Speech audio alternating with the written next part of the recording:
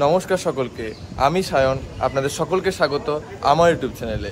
আজকে আমি আপনাদেরকে নিয়ে চলে এসেছি জোড়াসাঁকো ঠাকুরবাড়িতে, যেটি সাধারণত মহর্ষি ভবন নামে পরিচিত।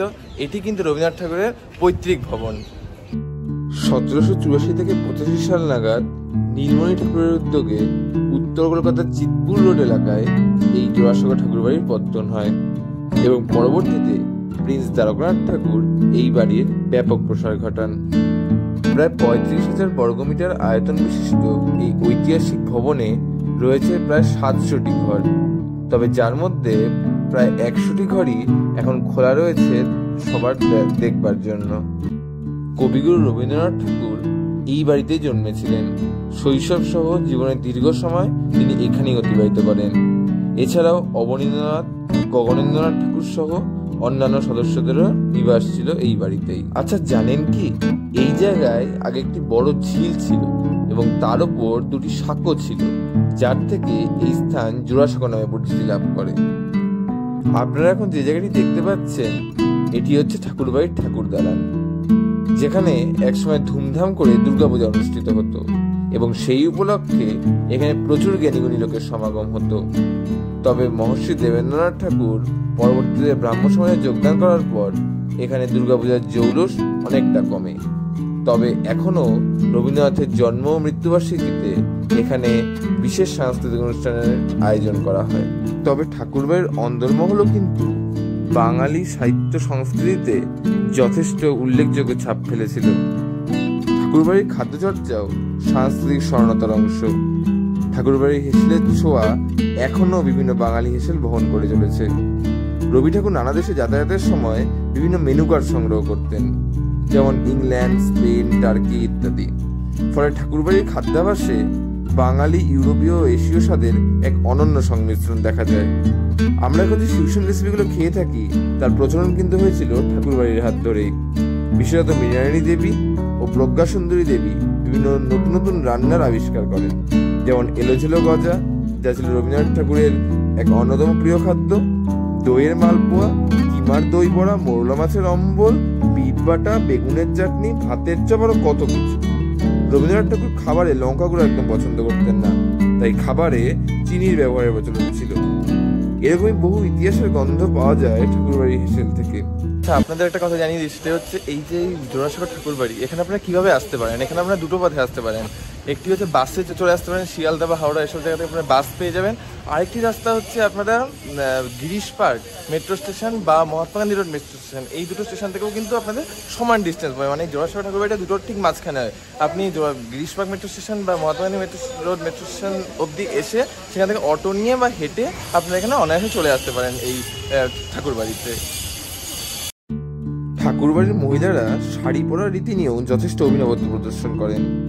সাধারণত তখনকার বাঙালি মহিলাদের মধ্যে ব্লাউজ বা পেটিকোট পরার প্রচলন ছিল না, কিন্তু ঠাকুরবাড়ির জ্ঞানানন্দিনী দেবী বাংলায় প্রথম আনেন বোম্বে দস্তুর স্টাইল, যা ছিল পেটিকোট, ব্লাউজ, ঝুলন্ত পল্লব সহ শাড়ি পরার এক নতুন রীতি। এই শাড়ি পরার রীতি পরবর্তীতে ধীরে ধীরে সম্ভ্রান্ত বাঙালি মহিলাদের মধ্যে প্রচলিত হয়ে ওঠে।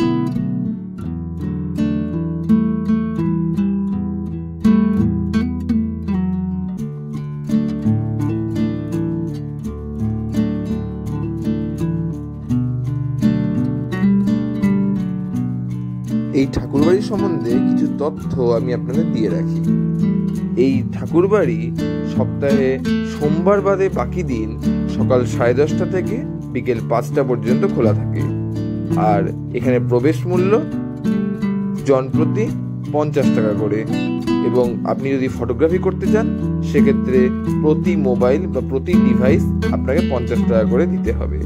তবে এখানে যা নিয়ম রয়েছে সেটি হচ্ছে, এখানে এই বাইরের প্রাঙ্গণ এবং ঠাকুর দালানে ফটোগ্রাফি শুধুমাত্র অ্যালাউড, ভিডিওগ্রাফি এখানে অ্যালাউড নয়। তবে ভিতরের মিউজিয়ামে কিন্তু আপনি ফটোগ্রাফি বা ভিডিওগ্রাফি কোনো কিছুই করতে পারবেন না।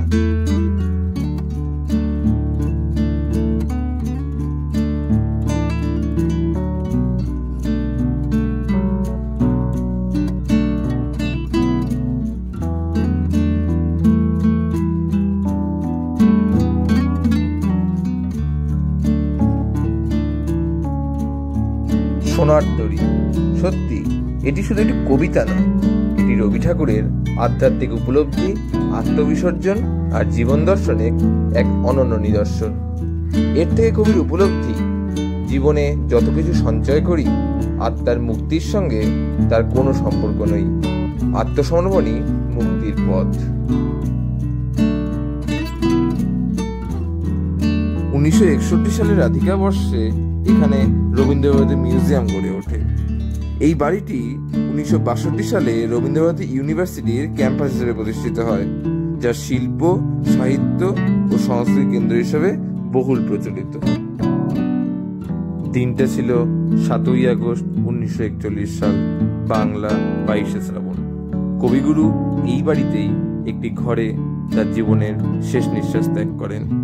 কবি সম্ভবত প্রোস্টেট ক্যান্সারে ভুগে মৃত্যুবরণ করেছিলেন, যদিও ওই ব্যাপারে বিস্তারিতভাবে ভিজিটার্স দেখে জানানো হয় না। কবির মৃত্যুর পর তার শয্যাঘর আগের মতোই এখনো সংরক্ষিত রয়েছে। এখানে অ্যাকচুয়ালি ভিতরে ভিডিওগ্রাফি করা কঠোরভাবে নিষিদ্ধ, সেজন্য আমি মিউজিয়ামের ভেতরের ভিডিও বা ফটো কিছু আপনাদের দেখাতে পারলাম না। আমি যতটা সম্ভব এই ঠাকুর দালান এবং ভেতরের যে প্রেমিসেস তা কিছুটা দেখানোর চেষ্টা করলাম আপনাদেরকে। তো আপনারা অবশ্যই কমেন্টে জানাবেন যে আমার এই ভিডিও আপনাদের কেমন লাগলো। আর আমি অবশ্যই আপনাদের রেকমেন্ড করব যে একবার যারা আসেননি তারা একবার অবশ্যই এই ঠাকুরবাড়ি ঘুরে যাবেন। ঠাকুরবাড়ি অসম্ভব ভালো লাগবে। ঠাকুরের ব্যবহৃত বিভিন্ন রকম জিনিসপত্র, এছাড়া অবনীন্দ্রনাথ ঠাকুর, গগনেন্দ্রনাথ ঠাকুর, তাদের আঁকা ছবি এবং আরও নানা জিনিস এই ভিতরে সংরক্ষিত রয়েছে। তাই অবশ্যই আপনারা এখানে আসবেন। আর আমার এই ভিডিওটি কেমন লাগলো সেটা আপনারা অবশ্যই কমেন্টে জানাবেন। আর এরপর কোন জায়গা দেখতে চান সেটাও অবশ্যই আমাকে কমেন্টে জানাবেন। যদি আমার ভিডিওটি ভালো লেগে থাকে তবে লাইক, শেয়ার এবং সাবস্ক্রাইব করবেন আমার চ্যানেলটিকে। ধন্যবাদ। দেখা হচ্ছে আবার নতুন কোনো জায়গায় নতুন কোনো ভিডিওতে। ততক্ষণ ভালো থাকবেন, সুস্থ থাকবেন। ধন্যবাদ।